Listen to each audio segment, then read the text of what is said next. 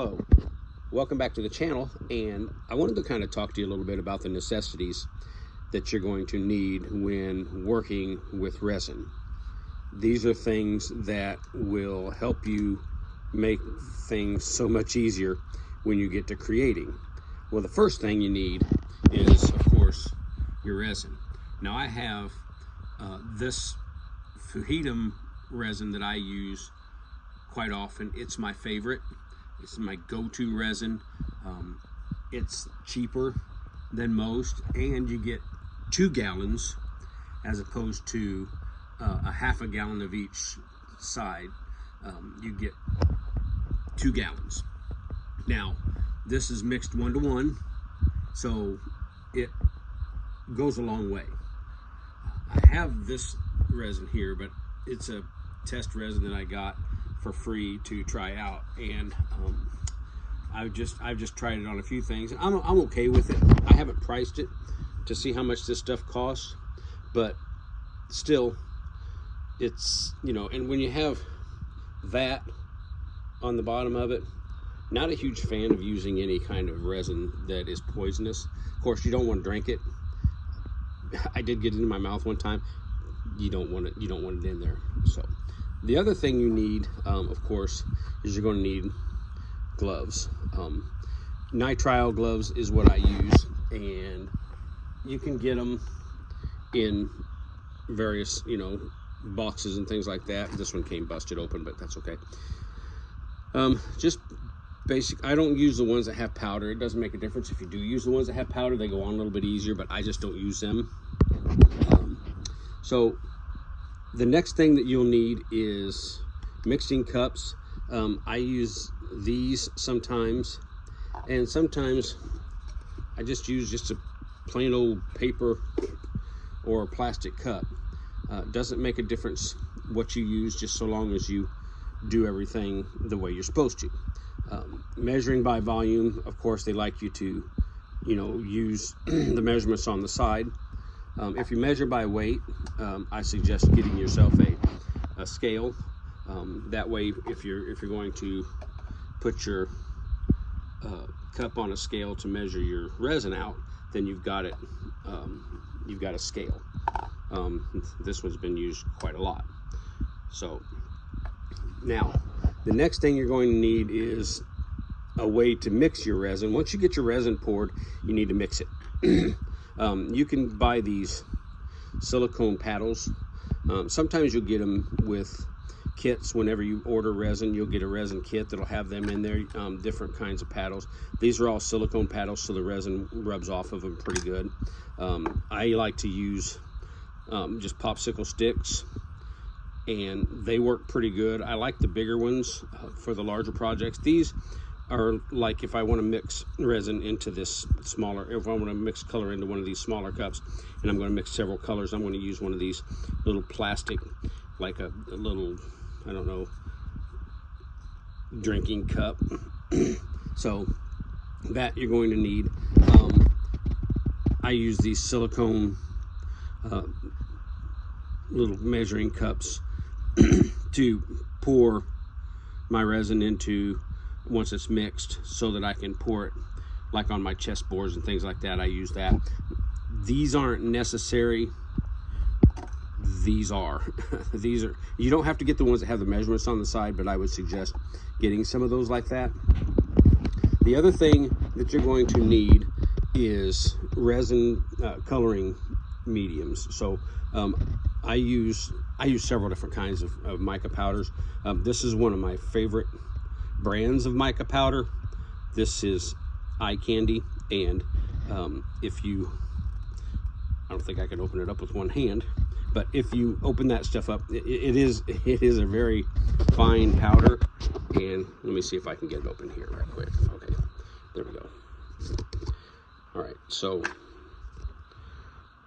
see, it's just like a powder inside of there, and it's very fine. And I'll tell you this much, it goes everywhere, so be very careful and make sure you got an area that you're working in that you don't really care too much about, because once it gets on most places, it kind of stays there, and you can wipe it up, but we'll get to that in a minute. Chameleon powders, it's not necessary, but I like to use these chameleon powders. They're color changing. And I use various brands of mica powders. I've got all kinds of mica powders, and I got several different colors. This is a newer set of mica powders that I've been using. I really like them. And a little bit goes a long way. So, you know, these don't look like they're very big, but they go a long way. They last a long time. The other thing is alcohol inks or pigments. This is pigment. This is pigment color. This goes down there, and there's no alcohol in it. It's just straight pigment. And this is alcohol ink. It does have alcohol in it. And I use different applications for that. The other thing you're going to need is molds to pour your resin into. These molds here, this is a more of a sturdy mold. They come different ways, and I like this one. It's a decent mold. I've only molded a couple things, and it's pretty new. These are let me flip it over here so you can see what it looks like. These are I have a set of 3 of these. This is Speak No Evil. It's a little dragon, as you can see. And yeah, and it's a little lighter material than the other was, so those work pretty good. The other thing you're going to need is alcohol. I buy this in bulk, and I get 6 to 12 bottles in a case, and I use 99% alcohol, because that way I don't have to worry about any kind of water or anything like that, or anything that might be in there. And then of course you're going to want some kind of a spray bottle that has an application where you can spray it out. The other thing is baby wipes. Baby wipes are great because they clean up the resin. They clean it off of your tools.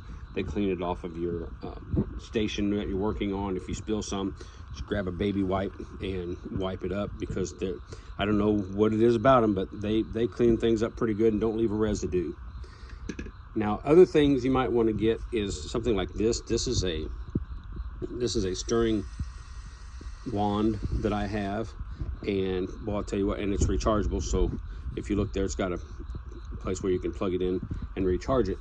They work great for mixing your resin, and you stick that down into the cup of resin that you're mixing, or whatever you're mixing it in. You stick that down in there, and then turn it on, and it stirs it up and gives you virtually little to no bubbles, and it makes pouring and makes degassing and things like that a whole lot easier than just mixing it with the stick. Because if you mix it with one of these paddles, or you mix it with one of these craft sticks, then you're going to introduce more bubbles in there than you really want, and it just takes a little bit more time to do.